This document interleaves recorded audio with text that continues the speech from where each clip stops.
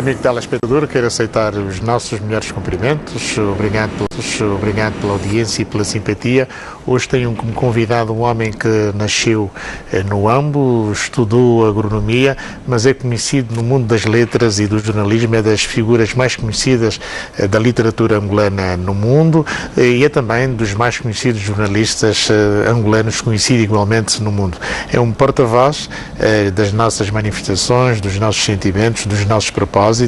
É uma figura de referência dentro e fora do nosso país e vai daí convidámo-lo para falarmos um pouco sobre o desenvolvimento do nosso país, o processo democrático em construção, a literatura, a moderna literatura angolana, os prémios que ganhou também no domínio da literatura e do jornalismo. Meu convidado de hoje é José Eduardo Agualusa, a quem eu saúdo, felicito, muito obrigado por ter aceito o nosso convite. Obrigado. Agualusa, precisamente agora está a fazer 30 anos que ganhou o Prémio Revelação de Literatura, Prémio Sonangol, foi em 1989. Tem memória deste prémio que ganhou com o romance A Conjura? Tenho. Não parece que foi há tanto tempo, não é? O tempo prega-nos estas partidas. Eu próprio não me tinha dado conta disso. Tenho. Este livro é um livro que eu escrevi depois de ter tido acesso a uma série de jornais angolanos do século XIX. Fiquei muito impressionado com aquele mundo que se revelava ali, não é? Escrevi o livro, lembro-me que dei ao Pepe Tela o original, e creio que foi o Pepe Tela que trouxe o livro, e com grande generosidade colocou o livro no concurso da Sonangol. E para mim foi uma emoção muito grande, porque de outra forma teria sido difícil publicar o livro, não é? O primeiro livro é sempre difícil publicar. Então, isso a mim facilitou muito a vida como escritor, porque depois do primeiro livro tudo correu bem, mas imagino que se não tivesse sido o prémio, talvez eu não tivesse nunca chegado a ser escritor. Agualusa fez caminho em Portugal e no Brasil. Pergunto-lhe em relação, digamos, a Portugal. Como jornalista, escritor, editor, Agualusa começa na rádio num programa A Hora da Cigarra, que criou e que projetou praticamente a literatura angolana e a própria música angolana. Como é que a opinião pública, o ouvinte português, o acompanhou neste programa que era feito numa rádio que ainda hoje é referência, digamos, do rádio-jornalismo português, que é a TSF? Você sabe que eu ainda tenho esse programa até hoje. Na RDP África agora? Agora na RDP África, exatamente. E tive a sorte de... No início foi uma proposta do Emílio Rangel, que estava à frente... Uma saudade também de Angola e dos angolanos e do jornalismo. Ele é angolano, do Lubango, não é? Exato. E ele convidou-me para fazer o programa, sabia que eu gostava de música até hoje eu faço esse programa com o mesmo prazer, porque até hoje, para mim, é uma constante descoberta, não só de música, porque tenho que encontrar sempre alguma coisa nova, né? Vou sempre descobrindo cantores, compositores novos, mas também da poesia, porque é um programa sobre poesia africana, então eu próprio, muitas vezes sou eu a traduzo autores de língua inglesa, de língua francesa, e é uma permanente descoberta da poesia africana. A mim foi aquilo que acabou por ser importante para mim também, esse programa, para a minha formação. E é uma coisa que eu hoje faço com o mesmo prazer com que fazia, não sei há quantos anos começou o programa. Sentiu essa transição da TSF para a RDP África? Não, porque como a minha única ocupação é o programa, então não há uma diferença grande, não há. Que comentário quer fazer em relação digamos, ao espaço público português e particularmente à rádio portuguesa que veicula, digamos, a história, a vida socioeconómica dos países africanos de língua portuguesa, como a RDP África? Eu acho que a RDP, quando começou com o David Borges, perdão, era um sonho um pouco maior do que aquilo em que se tornou, não é? Acho que seria bom talvez retornar àquele sonho original de dar voz a todas as pessoas desse espaço, às comunidades africanas também que vivem em Lisboa. Não quer dizer que não faça isso, mas acho que podia ser mais ativa. Há pouco falava em David Mestre, por engano, foi ser mestre também no jornalismo? Eu conheci o David Mestre, foi uma pessoa que me marcou muito, gostava muito de David Mestre, foi daquelas pessoas, há pessoas que não deviam morrer, não é? O David era o Rui Duarte também, não é? Rui Duarte Carvalho. Também falávamos já um bocado do Rui Duarte Carvalho, aliás eles foram amigos, depois zangaram-se, mas eu acho que foram pessoas que foram importantes também na minha formação, os dois. Água Lusa, falemos um bocadinho da sua literatura. Eu comecei a identificar-me com a sua literatura a propósito deste prémio, a Revelação Sonangol, de 89, faz agora 30 anos, o seu romance Conjura, mas em relação à historiografia da sua literatura, ela tem um começo muito importante. Começou por ser editado pela União de Escritores Angolanos e ao mesmo tempo pela Caminho. Consegue encontrar diferenciação em relação à divulgação, digamos, da sua obra quanto às editoras? Como assim? Qualidade, o enquadramento, comparado os contextos. Com o que acontece hoje? Agora, exato. Bem, é uma situação completamente diferente, não é? Eu acho que relativamente ao tempo em que eu comecei a escrever, não é? Naquela época era de facto muito difícil publicar, e eu tive essa sorte de ganhar o prémio, senão realmente não sei se teria publicado. Mas depois era mais fácil continuar. Eu tenho a sensação que hoje é mais fácil publicar, porque há muitas editoras, há mais editoras. Aqui em Angola, talvez não, porque embora haja algumas editoras privadas, são poucas ainda, não é? Bom, a União de Escritores nem sei como está a União, para falar com franqueza, tenho que aproveitar estes dias para ver como está a União, mas eu acho que se publica, que aqui em Angola é difícil publicar, ok? Que em Angola continua a ser, já era e continua a ser difícil publicar. Em Portugal, no Brasil, até em Moçambique é mais fácil publicar um primeiro livro. Agora, acontece é que se o primeiro livro não vende, fica mais difícil publicar o segundo. Nós vimos que há escritores angolanos, nomeada, que não conseguem internacionalizar, digamos assim, as suas obras. A Água Lusa tem obra e vasta obra publicada em mais de 20 idiomas, consegue chegar com facilidade a públicos muito distantes, como o público inglês da zona de Dublin, por exemplo, onde já ganhou um prémio. Como é que avalia hoje, digamos assim, a literatura angolana no seu conjunto? O que eu sempre digo para formar um escritor é preciso primeiro formar leitores, muitos leitores. Então eu acho que Angola precisa investir no livro, precisa conseguir que o livro chegue às pessoas. Esse é o primeiro investimento, não é? Apostar nas bibliotecas públicas, numa boa rede de bibliotecas públicas,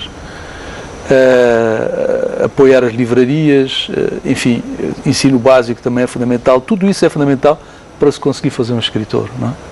Se você olhar para a África, você tem um caso interessante, que é o caso da Nigéria. Nós, neste momento, estamos a viver claramente um boom literário na Nigéria. Você tem autores de origem nigeriana a dar cartas no mundo todo com uma força enorme.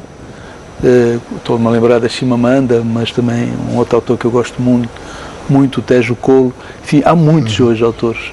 Parece que todos os dias aparece um.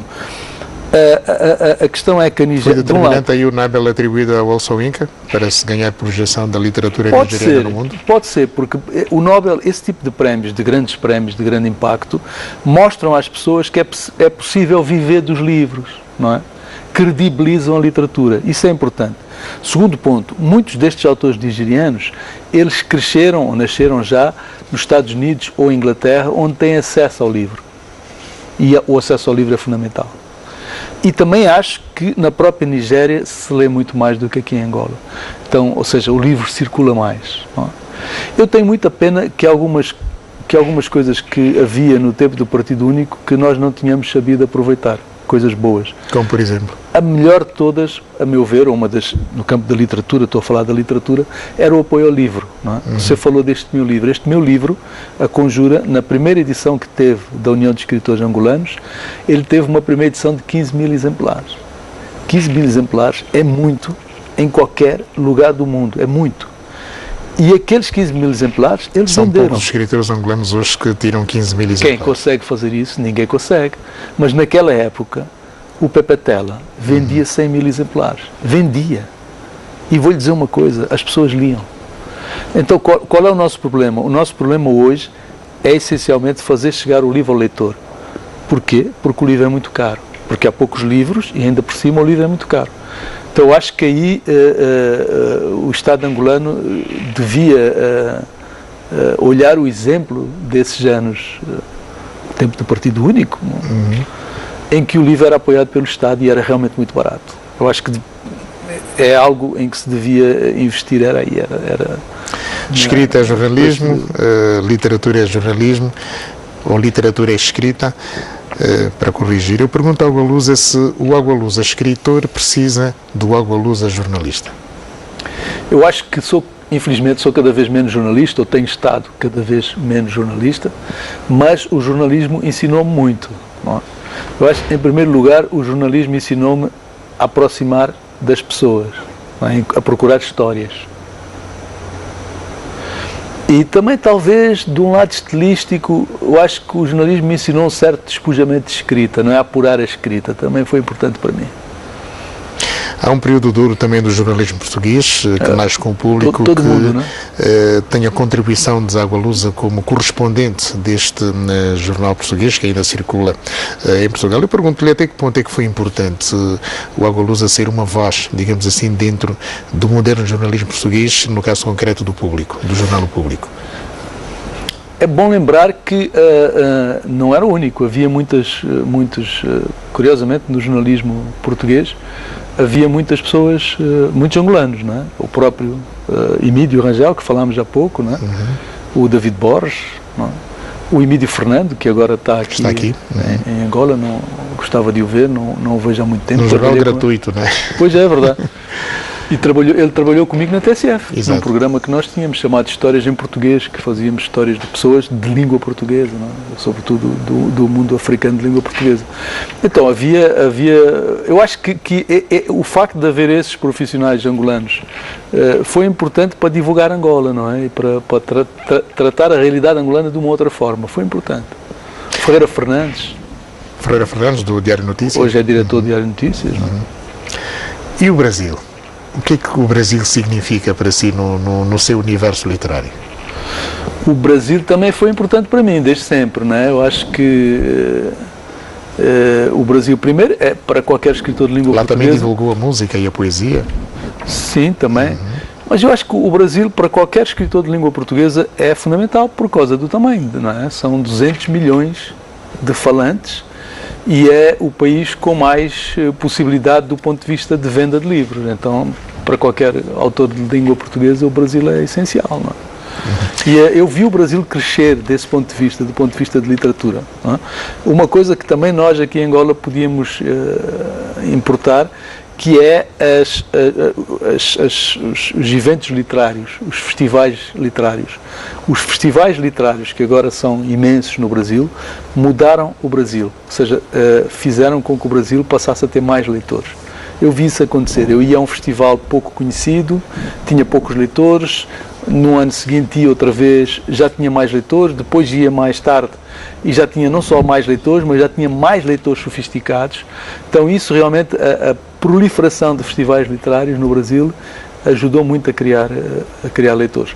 Outra coisa é que no tempo do Lula, não é? O governo brasileiro comprava muitos livros para instalar bibliotecas.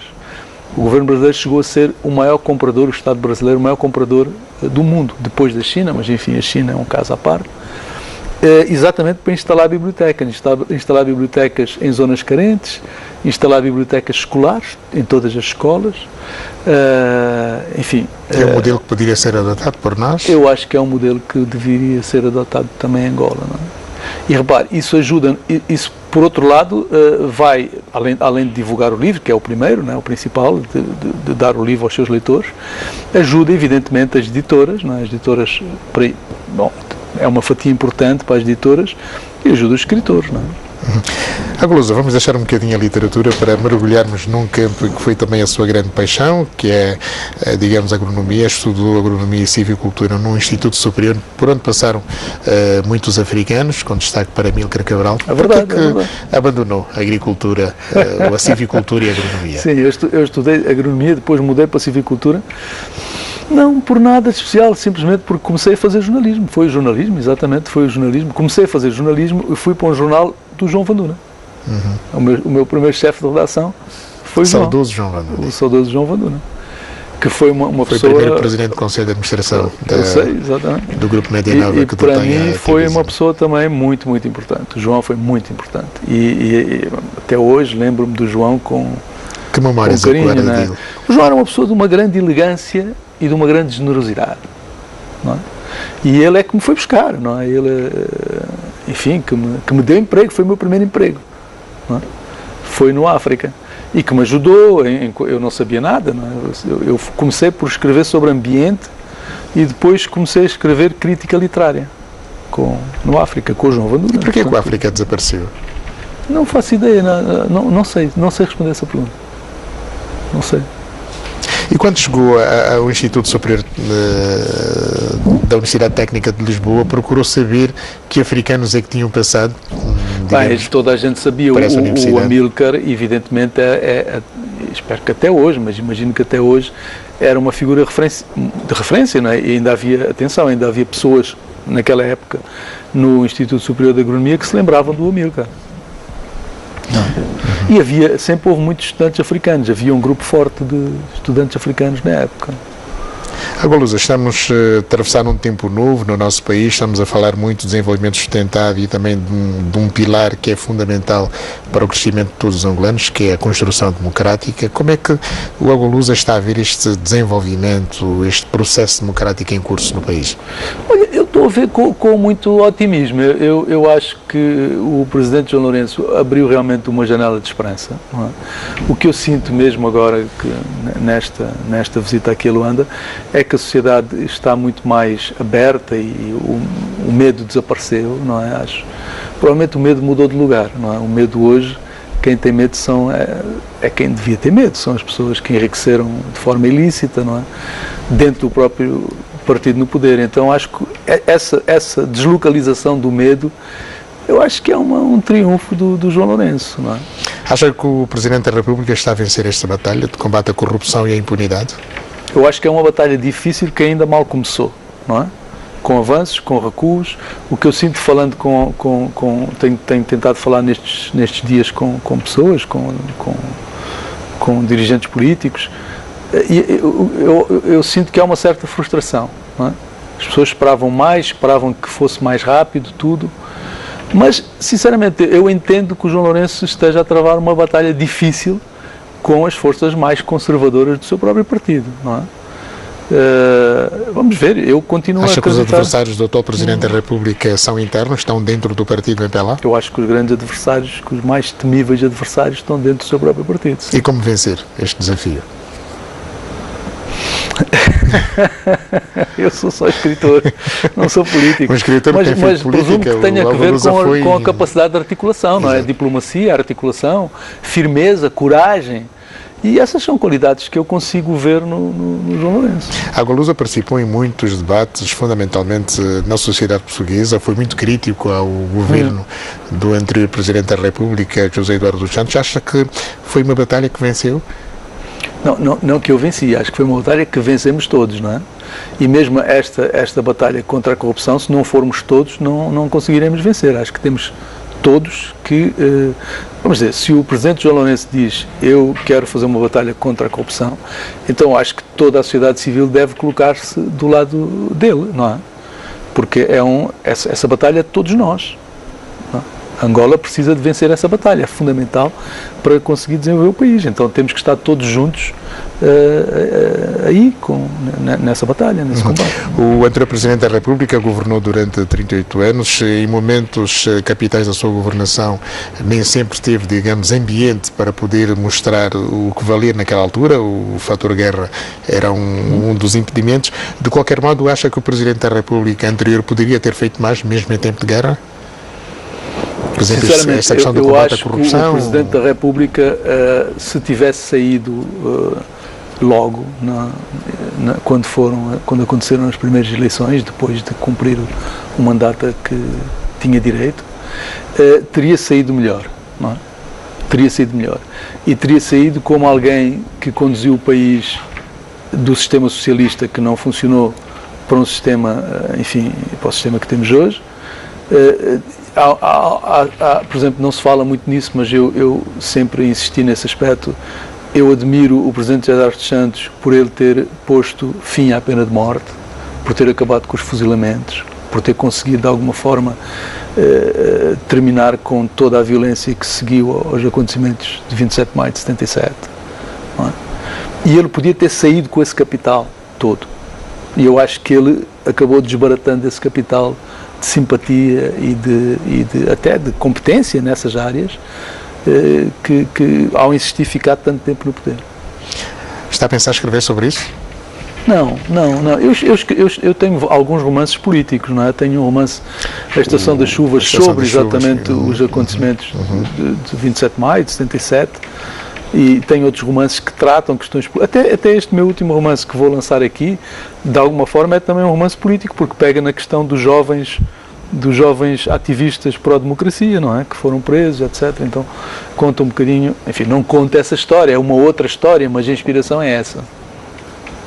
Qual deverá ser a solução para se fechar este capítulo negro que foi o 27 de maio de 77? Eu acho que também tem existido muito ao longo dos anos. Eu acho que nós podíamos ter seguido o exemplo dos sul-africanos com os tribunais de reconciliação, de justiça, que não têm o objetivo não é prender ninguém, não é? O objetivo não é condenar, o objetivo é que as pessoas se reconciliem, é que as pessoas possam fazer o luto juntas e aqueles que cometeram crimes possam conseguir fazer-se perdoar pelas vítimas. Não é? É verdade que já passaram tantos anos, não é? Muita gente, muitas das vítimas inclusive já morreram, não é? Mas ainda é tempo para fazer isso. Mas a África do Sul tinha um valor simbólico muito forte, que era Nelson Mandela, que 27 anos depois aceitou, digamos, este debate público na sociedade sul-africana como aquela que estava a sair do apartheid. Faltou-nos sempre o Nelson Mandela, não é? Mas eu acho que ainda se vai a tempo, e que é importante fazer esse processo de reconciliação, não é? E isso passa, por exemplo, uma coisa importante, a meu ver, seria construir um memorial, não é? Para lembrar todas essas vítimas desses anos tão trágicos que Angola viveu. Agualusa, há pouco falava dos jovens. Como é que os jovens recebem a sua literatura? Sente-se que é bem recebido por entre os jovens? Sinto. A gente sente isso mais em eventos como aquele que eu vou fazer aqui também em Luanda, nos próximos dias, de encontro com os leitores, não é? Onde as pessoas têm a possibilidade de vir ter connosco, conversar sobre os livros, etc. E vou dizer, é muito importante para nós, porque eu próprio, eu sinto que só consigo falar de um livro depois de ouvir as pessoas que leram esse livro e que vêm ter comigo dizer-me o que é que pensam do livro, não é? E aqui em Angola existe uma grande... eu acho que existe uma grande apetência pela leitura e pela escrita. Eu recebo muitos originais, não é? Infelizmente o que falta é mesmo dar formação às pessoas, não é? Já acho que nós temos grandes histórias, temos extraordinários contadores de histórias, mas faltam instrumentos. E o Agualusa Editor? Eu nunca esqueci editor. Eu ajudei a criar uma editora no Brasil. Esta no Brasil. Mas sente que está a colher bons frutos com esta Não, editora? Eu já não tenho ligação nenhuma a esta editora. Não é? A ideia da editora era publicar autores africanos de língua portuguesa no Brasil. Isso foi feito e depois eu afastei-me e, entretanto... Razões? Não, porque tinha outras coisas para fazer, não nada de especial. Mas porque deu certo também, porque as outras editoras, as grandes editoras, passaram a procurar autores africanos. E nós hoje temos, mesmo autores angolanos, temos autores bastante bem divulgados no Brasil, como o Anjaki, por exemplo, não é? O Calafe Palanga, que lançou um livro em Portugal e no Brasil também, numa excelente editora brasileira, vai estar este ano no principal festival literário brasileiro. Exatamente. Que é na Flip, em Paraty.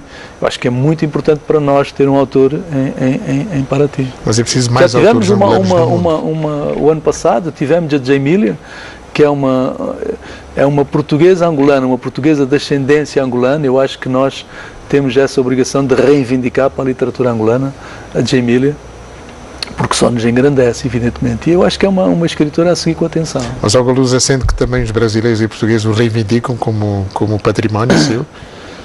Eu acho que os portugueses... Eu lembro sempre uma conversa com um grande poeta português que fazia isso, né? Ele sempre dizia, eu sou angolano, aí não há muito, mas eu acho que é a obrigação das... Há certos quadrantes no Brasil e em Portugal que o apresentam sempre como sendo Agualusa, angolano, brasileiro, português.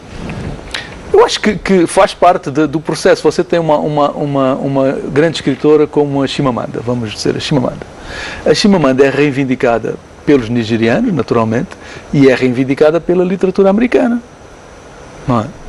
A mesma coisa com o Tejo Colo, que eu falei há pouco. Tem uma escritora que eu gosto muito, que agora vive em Lisboa, que é Thaïe Selassie, uma escritora, recomendo a toda a gente, extraordinária, uma mulher lindíssima, além disso, e com uma grande facilidade a falar. E ela nasceu, eu creio que ela é de origem nigeriana, ganesa, nasceu no Reino Unido e viveu muitos anos em Nova Iorque.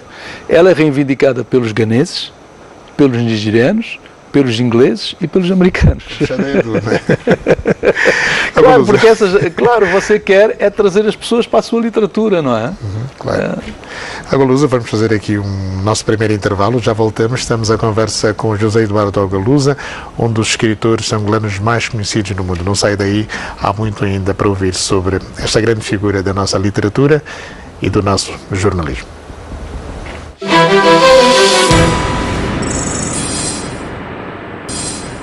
E estamos de volta nesta conversa com o escritor e jornalista José Eduardo Agalusa, Prémio Revelação Sonangol, faz agora 30 anos. Agalusa, voltando à nossa conversa e à nossa literatura, quem são as referências para si dentro da literatura angolana? Eu acho que há muitas, desde referências mais antigas, mas mais antigas mesmo, porque se eu começar, por exemplo, um livro que me marcou muito e que me fez escrever outro livro, A Rainha Ginga, foi a História Geral das Guerras Angolanas do Cadornega, que é um livro escrito por um militar português que veio para Angola aos 15 anos e se angolanizou. E aquele livro é absolutamente extraordinário pela linguagem, porque aquele português que ele utiliza já não é o português de Portugal, é um português completamente angolanizado, com palavras que vêm das línguas nacionais, com recriações dele. Então é um português que lembra um pouco até o português literário de um Landino Vieira, não é? Então é muito interessante isso. Mas o próprio Landino Vieira, eu tenho uma admiração imensa pelo Landino, de vez em quando volto a ler os livros dele e sempre encontro momentos de gênio. O Landino tem realmente momentos de gênio. Falámos já um bocado no Rui Duarte, o Rui Duarte que também foi uma pessoa com quem eu conheci bastante bem, não é? O Rui Duarte também tem uma pessoa que me marcou muito. Landino Vieira recusou o Prémio Camões. Eu estava no júri, exato. Você sabe disso. Como é que reagiu? Olha, eu sabia que o Landino ia recusar, porque o Landino já tinha dito algumas vezes que recusaria. Portanto, eu estava no prémio, inclusive pôs essa questão. Mas conseguiu perceber as motivações que levaram a recusar o Prémio Camões? Não, sinceramente, essa é uma pergunta criado pela antiga potência colonial. Não, essa é uma pergunta que se tem que se fazer ao Landino, evidentemente. Eu coloquei em duas ocasiões, não me respondeu sobre isso. O que lhe posso dizer é o seguinte: eu sabia que ele ia recusar, imaginava que ele fosse recusar, e essa questão colocou-se durante a reunião. Eu disse: olha, nós não temos que saber se o Landino vai recusar ou não. Isso é uma questão com ele. Agora, se ele merece ganhar o prémio e ele tem uma obra que justifica isso, então um prémio é um elogio público, não é outra coisa. Um prémio é um elogio público. Você não pode recusar um elogio. Não é? Se você amanhã diz, o Agalusa é um grande escritor, e eu vou dizer, não, eu não quero... Não funciona assim. Ele pode recusar o valor do prémio, mas ele foi premiado. Ele é Prémio Camões. Não quis o valor do prémio, é uma pena, porque ele podia ter doado esse valor a Angola, a jovens escritores, etc. Você sabe o que aconteceu com esse valor? Os portugueses usaram-no para promover a literatura portuguesa e os brasileiros a gente nem sabe o que fizeram com ele. Portanto, eu realmente acho que o Landino podia ter dito, olha, eu não quero, não me sinto, não me revejo no prémio, mas tudo bem. Está aqui esse dinheiro, eu vou entregar à União de Escritores Angolanos. Não sei. É uma outra estrutura. Como é que Porque é bastante dinheiro, atenção, são 100 mil euros. 100 mil euros. Faria muita falta, de facto. Aqui em Angola muita gente teria agradecido. As bibliotecas municipais precisam disto. Apoio a jovens escritores. Eu teria entregue a uma instituição, como União de Escritores, com o objetivo de ajudar a formar jovens escritores. Agalusa, a União de Escritores Angolanos foi a primeira instituição criada no país depois da independência, foi logo a 10 de dezembro de 1975. De lá para cá, muitas etapas cruciais marcam e marcaram a União de Escritores. Como é que vê hoje a União de Escritores Angolanos, que já foi uma grande editora também? É o que eu lhe disse há pouco, eu prefiro não falar porque preferia... Aliás, a União já editou obras de... Sim, eu acho que a União de Escritores tem um património enorme que ainda não está todo, podia ser melhor aproveitado, vamos dizer assim, todo o potencial, todo o património histórico da União, o nome que tem, mas também os arquivos que tem, não é? Enfim, eu acho que a União podia ter um papel maior também na sociedade angolana. Duas grandes figuras da literatura mundial passaram pela União dos Escritores Angolanos. Primeiro Jorge Amado, que não ganhou o Nobel, e Gabriel Garcia Marques, que também esteve aqui entre nós. É verdade. Acha que foi o prémio que faltou ao grande escritor da Bahia, Jorge Amado, o Nobel? Sem dúvida, o Jorge Amado merecia ganhar o Nobel, sem dúvida. O Jorge Amado é um escritor, até hoje, eu viajo muito e vou frequentemente a eventos com escritores africanos. Não é? E enquanto escritores africanos, não estou a falar de língua portuguesa, não. Estou a falar de escritores francófonos, sobretudo francófonos, mas também já encontrei anglófonos com o mesmo fascínio pelo Jorge Amado. Lembro-me perfeitamente de um deles, o Sami Chak, que me dizia, não, o Jorge Amado para mim foi fundamental.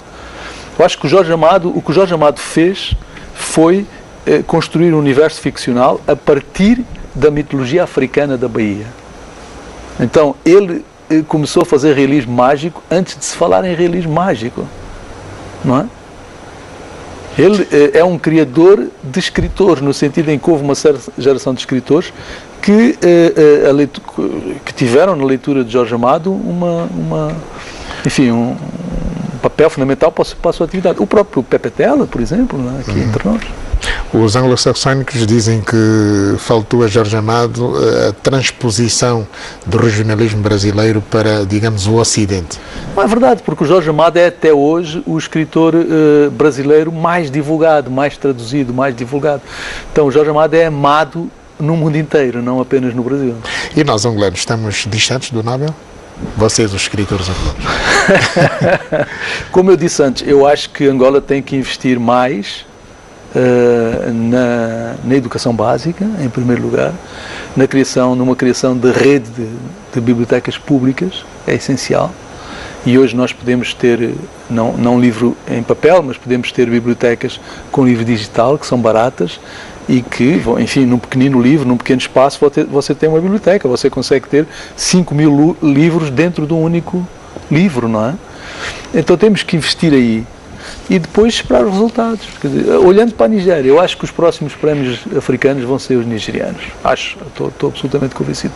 Os nigerianos estão mais hoje, próximos do centro do mundo também, né? Estão mais próximos de Londres e de Nova Iorque, e isso acaba por ser influente. Vou dizer uma coisa, os nigerianos são uma potência literária hoje. Há uma política do livro na Nigéria. Não é só por isso, é também aquilo que eu disse antes. Alguns deles cresceram nos Estados Unidos, cresceram em Inglaterra, então tiveram acesso ao livro nesses países, porque nesses países, evidentemente, enfim, há uma política de livro muito boa e, portanto, há boas bibliotecas, etc. Esses escritores foram formados nesses países. Agora, ao contrário do escritor angolano que chega apenas a Lisboa, né? São poucos os que fazem a transição, por exemplo, a Paris ou para Londres. Sim, são muito poucos, raro. É muito raro. Alguma razão também? A língua é um fator? Não acho que quando um escritor é realmente, quando um escritor tem obra, trabalha, tem obra, etc., a língua passa a ser irrelevante, você tem as traduções, passa a ser traduzido, não é relevante. No meu caso, por exemplo, não é mais relevante. Dentro dos prémios internacionais que Água Lusa ganhou, eu destaco o prémio Camilo Castelo Branco, um poeta, dramaturgo, ensaísta, crítico, poeta do século XIX, e depois um outro prémio Fernando Namora, de um grande médico e também escritor dos anos 70, 80, foi, digamos, uma referência da literatura portuguesa. Isso deu-lhe algum gozo também ganhar esses prémios? Todos os prémios, evidentemente, todos os prémios. Como eu disse numa antes, sociedade como a portuguesa que não se abre muito também para premiar. Sim. Eu não me posso queixar, então não tenho tido sorte nesse aspecto, não é? Os prémios mais importantes para um escritor, para definir a carreira, são evidentemente os prémios ingleses, não é? Ingleses, americanos, não é? Quer dizer, na minha carreira os prémios mais importantes foi o prémio do Independent para o Vendedor de Passados, e foi recentemente com a Teoria Geral de Esquecimento, fui finalista do Man Booker Prize, que é o prémio literário mais importante depois do Nobel, na verdade. E o prémio de Dublin, que esses prémios são importantes para a carreira. Esse é o grande prémio que recebeu, né? O Prémio Internacional de Dublin. O Dublin é um prémio importante, o prémio de Dublin. Porquê? Porque esses prémios ajudam muito nas traduções, ou seja, a seguir existem muitas editoras de outros países do mundo vão à procura do escritor, então enquanto os prémios em Portugal infelizmente não ajudam, quer dizer, você pode ganhar até o prémio Camões e isso não ajuda em nada nas traduções, nada, zero. Nas traduções não. O mercado hispânico, o mercado espanhol, por exemplo, do México, por exemplo, se quisermos. todos esses mercados são sensíveis aos prémios ingleses. Já o contrário não acontece, quer dizer, eu posso ganhar, por exemplo, eu ganhei um prémio na Catalunha, que foi importante na Catalunha, e foi importante em Espanha, porque aí começou a vender, era um prémio do livreiro, prémio é dado pelos livreiros da Catalunha, então os livreiros começaram a pôr, evidentemente, os livreiros põem o livro em destaque, o livro começou a vender. Até então eu não tinha vendido nada em Espanha, nada. E a partir dali comecei a vender. E então os próprios editores espanhóis foram atrás também. Agora, esse prémio, por exemplo, tem reflexo nos outros países? Não tem. Ou os prémios franceses têm reflexo? Não têm. Os únicos prémios, eu acho, pela minha experiência, que têm reflexo no mundo são os prémios ingleses. E talvez um prémio, não tanto, mas um prémio americano que o Mia também ganhou, que tem pode ter algum reflexo nas traduções, mas os outros prémios não. Pela minha experiência, não tem muitos, não. A Golusa tem estado muito com Mia Couto. Mia é o autor das Vozes Anoitecidas. É uma parceria estratégica? É uma amizade? O Mia é meu irmão mais velho, não é? Eu conheço o Mia há mais de 30 anos. Biólogo que prefere a literatura, a Golusa começa na agronomia e prefere igualmente literatura. O Mia continua biólogo, não é? O Mia é biólogo, trabalha nessa área ainda, não é? Mas, além do mais, além de ser um grande amigo, uma pessoa com quem eu trabalho, agora estamos lançando um livro no Brasil, não é? Em abril. Vamos lançar um livro de contos juntos, um livro que construímos a partir de peças de teatro. Nós escrevemos 3 peças de teatro juntos e agora transformamos essas peças em livro e vão sair no Brasil. Um livro que se chama O Terrorista Elegante e Outros Contos. O Terrorista Elegante é uma peça de teatro que nós fizemos em Lisboa, para uma companhia portuguesa, a partir da história verdadeira e, enfim, extraordinária de um angolano que foi preso no aeroporto da Portela, acusado de tentar explodir um avião americano. A Golusa, há um outro prémio, não sei se esqueceu, mas que é deste grande filantropo, o Carlos Gulbenkian, um prémio que lhe foi dado em 2002 para crianças e para jovens. Sim. Isso também significa muito, digamos, no seu Portugal, volto a dizer, sim, em Portugal ajuda muito. Está na vanguarda também em relação à divulgação da própria literatura, da lusofonia. Isso é muito importante para si? Todos os prémios é sempre uma alegria receber prémios, e esse prémio em especial, porque esse prémio não é só um prémio para o escritor, é um prémio para o livro, para a ilustração também. Então eu ganhei juntamente com o Henrique Caiate, que é um grande designer português. Mas às vezes dá a sensação que a Golusa está divorciado de Angola, ou não? Não, uma impressão minha? Não estou, nunca, porquê? Não, de todo. Não, isso não pode dar essa sensação. Mas sente-se bem em Luanda, sente-se bem em Angola, sente-se bem no Ambo? Tem ido à sua terra natal? O Ambo eu queria muito ir agora e acho que não vou conseguir porque temos tantas atividades que infelizmente não vai ser possível. Mas este ano eu vou voltar de novo a Angola e espero ir ao Ambo, sim. Até porque agora eu tenho uma bebé pequena, uma menina com 10 meses e queria trazer a menina para apresentar a terra e para apresentar aos amigos. Do que é que se recorda do Ambo, do seu berço? Eu tive uma infância muito feliz. Tive uma infância muito feliz e tive uma infância muito feliz que me foi dada pelo Ambo, né? Porque nasci no Ambo. Eu tenho muito boas imagens, muito boas recordações. Não... Sabe, às vezes eu tenho, quando você tem uma infância tão feliz, às vezes você tem um pouco receio de retornar ao lugar onde você foi feliz, não é? Mas todos os amigos que visitaram, todos os amigos, familiares, pessoas que têm ido ao Ambo, me dizem que eu tenho que ir e que o Ambo está bem, então tenho muita vontade de ir. Mas sei que para mim vai ser uma coisa... sempre me comove muito, não é? Voltando se quisermos, a política e a construção democrática em curso no país, acha que os pilares estão a ser bem erguidos em relação a esta construção democrática, onde o jornalismo deve jogar um papel importante?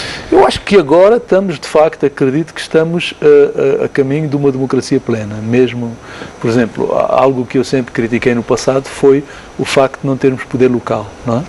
Agora, finalmente, está-se a falar nisso. Eu acho que há equívocos nesta discussão. Acho que o poder local, que não pode haver angolanos de primeira, angolanos de segunda. Acho que todos os angolanos têm direito a escolher livremente os seus líderes, não é? E, portanto, acho que tem havido nesta discussão da parte das propostas do Governo alguma há uma discussão à volta disso, porque muitos entendem que poder local significa finanças públicas locais e há territórios no nosso país onde não há desenvolvimento, portanto não há contribuição, digamos, de quem lá vive. E aí ficaria muito difícil numa primeira fase, digamos, a implantação destas autarquias. Eu acho que muitas vezes essas regiões estão abandonadas, talvez seja exatamente o contrário. Estão abandonadas precisamente porque não há poder local, não é? Se houvesse, eu vou-lhe dar alguns exemplos. O caso do Brasil, que é um país que eu visito há mais de 30 anos. Eu vi o Brasil desenvolver-se com a democracia. Vi mesmo. Os territórios mais distantes. E isso tem a ver com o poder local.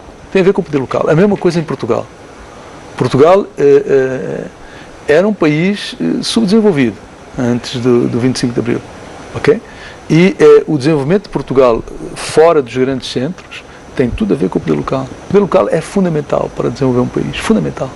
E vamos voltar a falar sobre este assunto, Agualusa. Vamos fazer aqui mais um curto intervalo. Acredito eu que o amigo telespectador está a gostar da conversa. Estamos certamente a corresponder à sua expectativa. Vamos continuar a falar com José Eduardo Agualusa, editor, escritor e jornalista. E voltamos à nossa conversa, a parte final, com o escritor, jornalista e editor José Eduardo Agualusa, um dos mais conhecidos escritores angolanos no mundo. A propósito do dia 23 de Abril, Dia Internacional dos Direitos de Autor, Agualusa, em relação a esta efeméride. É uma efeméride que nasceu para marcar a vida de vários escritores mundiais, como Cervantes, Shakespeare. São também escritores que o inspiraram para a literatura. Consegue ainda hoje ler Shakespeare ou mesmo Miguel Cervantes? Sim, sem dúvida, sim. Não sei se mais um se o outro, mas os dois são escritores que eu acho que qualquer escritor e qualquer aspirante a escritor tem que ler a grande literatura universal e, portanto, esses são escritores que não é possível deixar de ler, não é? Num momento ou outro da nossa vida. Em relação à propriedade intelectual, sendo que a sua propriedade intelectual alguma vez foi violada ou violentada? Não, acho que sempre tive sorte. Não, sinceramente, não. Como é que foi essa questão? Eu acho que é uma questão importante porque, evidentemente, nós vivemos dos nossos direitos, não é? Nós vivemos daquilo que ganhamos e nunca é muito, porque um escritor... O Agualusa já vive do que escreve há muitos anos. Sim, já, felizmente. Mas veja, um livro, um escritor, a maior parte dos escritores ganha 10% do preço de capa de um livro. É muito pouco. Não é? Se você é um escritor muito conhecido, que vende muito, você consegue chegar aos 15%. Eu recebo mais ou menos 15%. Não é? Ainda assim, 15% é muito pouco. Não é? O preço de capa de um livro é pouco. E depois tem todo um aparelho. Não somos nós que ficamos com o grosso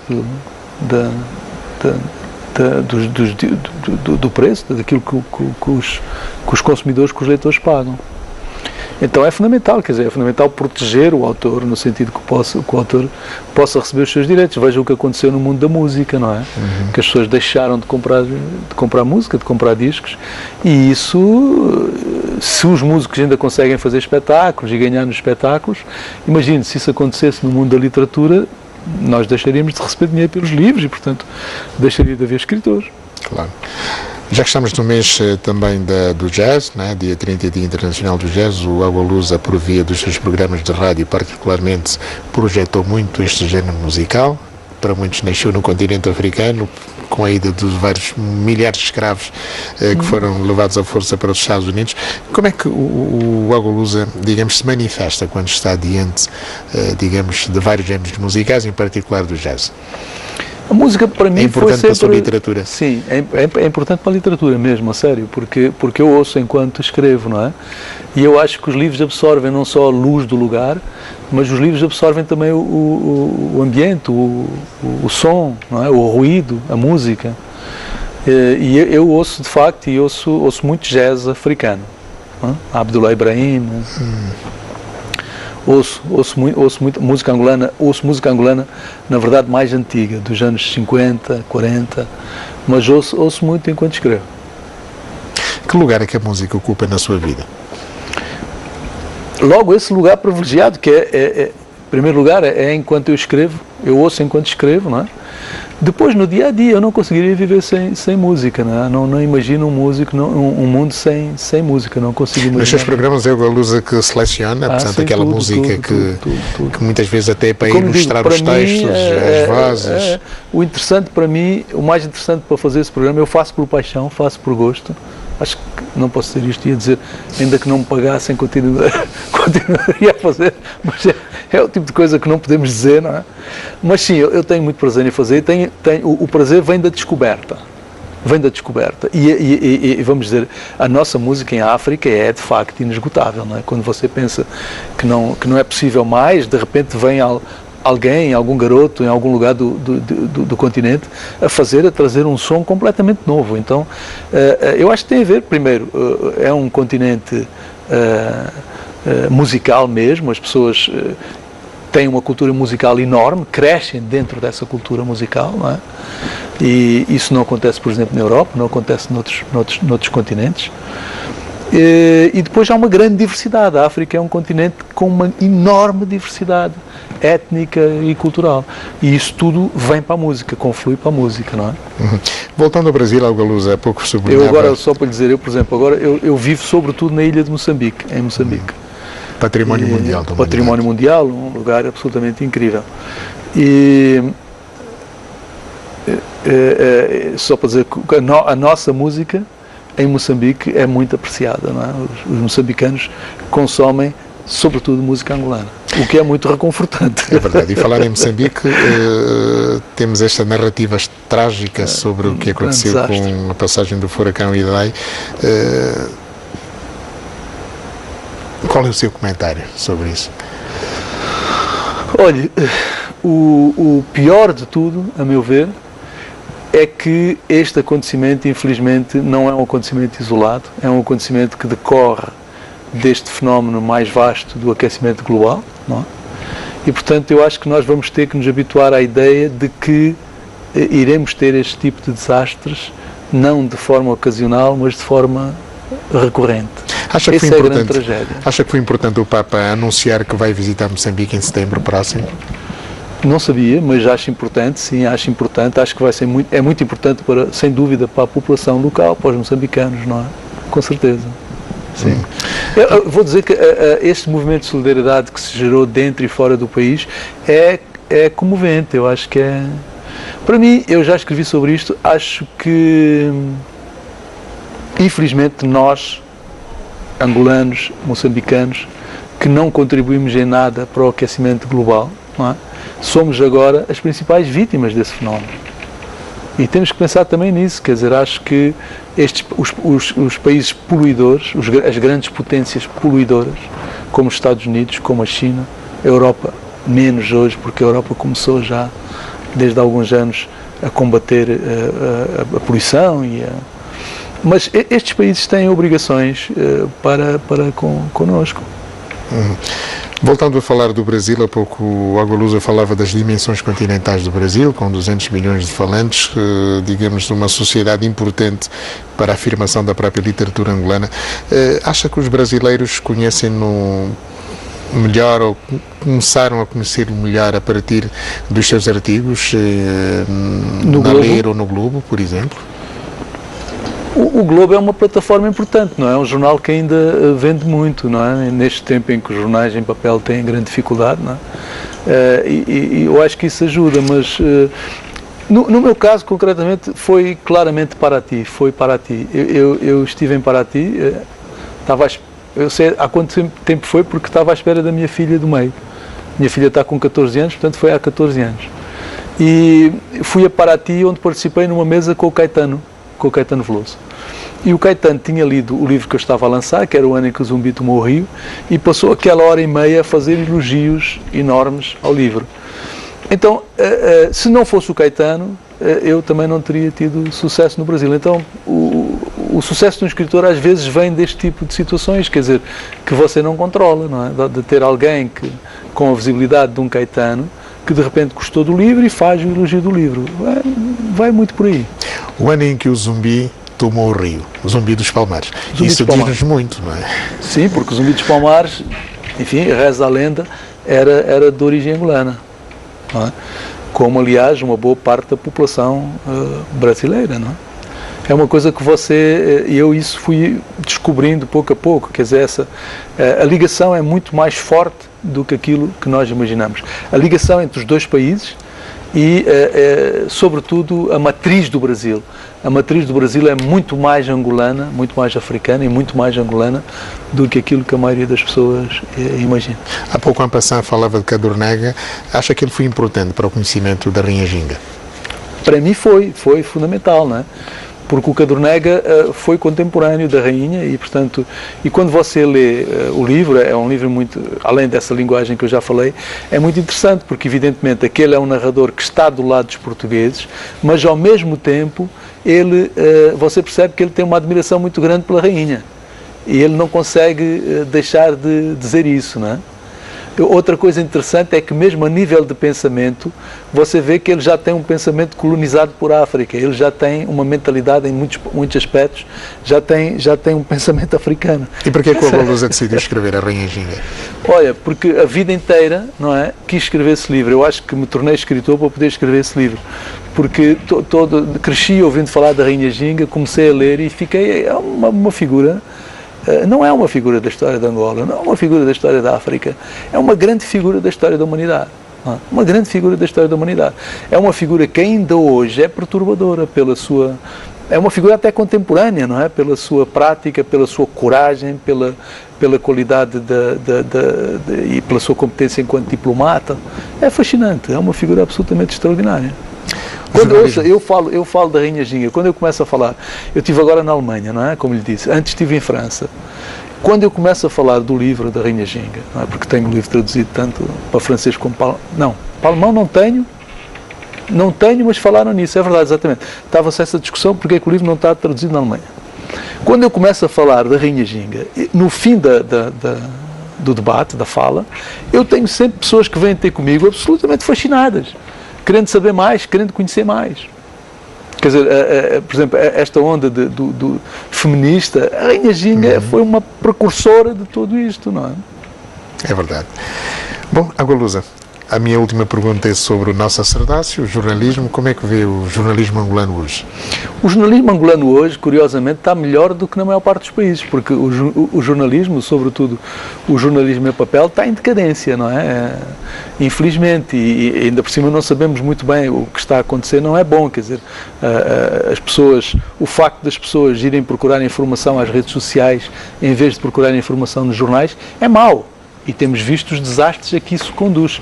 Basta ver o Brasil com a eleição de Bolsonaro, tem muito a ver com isso. Então, o jornalismo sério é fundamental para qualquer sociedade. E eu acho que aqui em Angola estamos a caminhar até no bom sentido, na construção de um jornalismo melhor. Para que eliminemos as redes sociais, temos de fazer bom jornalismo. Não é eliminar, eu acho que as redes sociais têm o seu papel. O que eu acho é que a rede social não pode... daquilo que produzem erradamente. Exatamente. Muitos defendem que é um jornalismo cidadão, que não é verdade. Eu vejo isso através até, de jovens, até do meu filho mais velho, que as pessoas deixaram de ler jornais e vão procurar informação às redes sociais. Não pode ser. Não pode ser. O essencial da informação, a informação mais séria, continua a estar nos jornais. E as pessoas num país como o nosso, que está em construção, um país que não tem ainda 50 anos de idade, como Estado independente, o que é que deve fazer neste domínio? O que é que deve fazer? Neste domínio, jornalismo versus redes sociais, exatamente. Mais uma vez, eu acho importante investir na internet. Não é que se deva abandonar a internet, ou ao contrário. O Estado angolano tem a obrigação de criar pontos de acesso à internet nas escolas, o mais possível. Porque, evidentemente, uma criança com acesso à internet tem acesso à mesma qualidade de informação que uma criança de um país rico. Pode ter os mesmos livros, pode ver os mesmos filmes. Então, isso é fundamental. Agora, tem que se apostar ao mesmo tempo no jornalismo,